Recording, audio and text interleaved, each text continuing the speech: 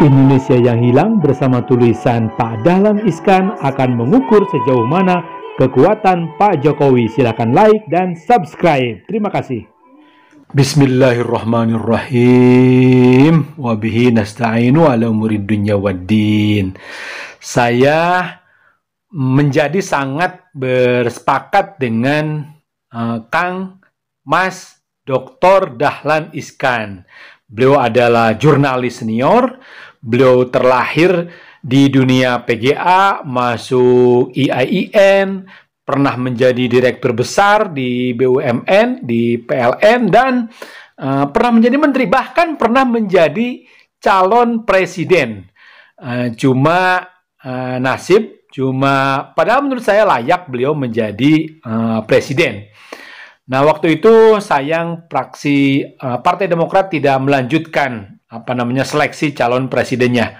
Ya, hanya SBY dan Tuhan yang tahu kenapa nggak jadi. Balik lagi ke Mas Dahlan Iskan. Mas Dahlan Iskan menulis bahwa menundukkan parlemen, itu judul tulisannya. Mas Dahlan Iskan menulis bahwa Pak Jokowi adalah presiden kuat, presiden paling kuat, bahasanya begitu, selama 22 tahun. Tentu dihitung setelah Pak Harto.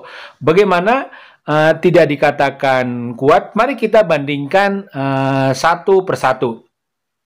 Yang pertama Habibie.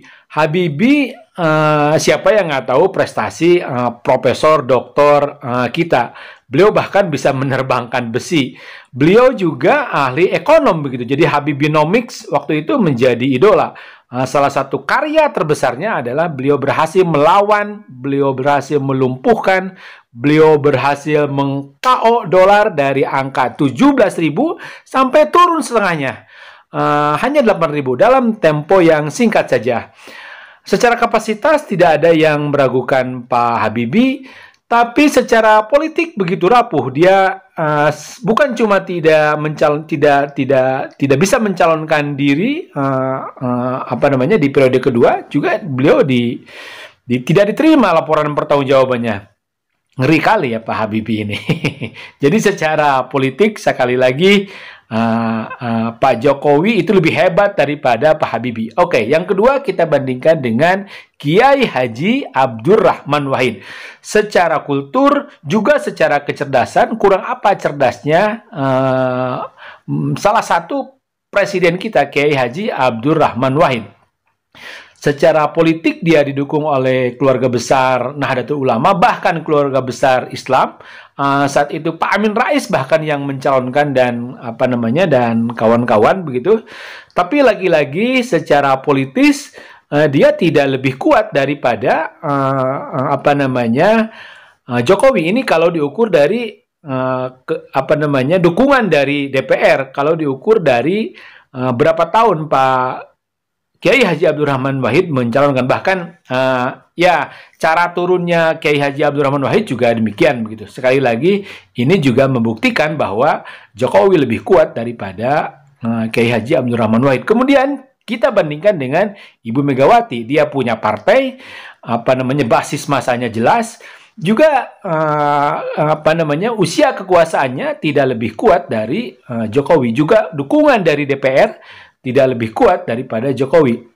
Oke, ada Pak SBY begitu. Pak SBY bisa saja bahkan menjadi 3 periode begitu. Tapi beliau 2 periode. Tapi lagi-lagi dukungan dari DPR itu tidak lebih kuat dari dari Jokowi begitu. Waktu itu PKS dan PDI Perjuangan itu menjadi oposisi begitu. Tentu dengan segala dinamikanya. Wabil khusus buat PKS. Tapi dari segi menundukkan DPR, ini dari segi dukungan dari DPR, jelas Pak Jokowi jauh lebih kuat dibanding dengan SBY begitu. SBY masih menyisakan PDI dan PKS, sementara Jokowi itu hanya menyisakan PKS, partai kecil di DPR hari ini. Jadi sekali lagi saya ingin mengatakan, sepakat dengan Pak Dahlan Iskan bahwa Pak Jokowi jauh lebih kuat dari sisi dukungan di DPR.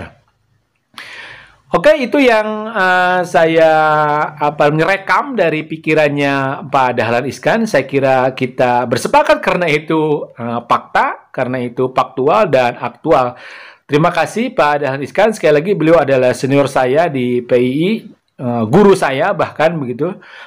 Saya di PII anak bawang, saya hanya anak dari seorang ayah yang terlahir dari mantan pengurus PII. Terima kasih sekali lagi kepada teman-teman teman-teman jamaah YouTube saya. Terima kasih yang sudah like, yang sudah subscribe, yang rela dengan senang hati mengkritik. Tentu ini menjadi masukan berharga bagi saya. Selamat siang. Wallahu a'lam bishawab. Wassalamualaikum warahmatullahi wabarakatuh.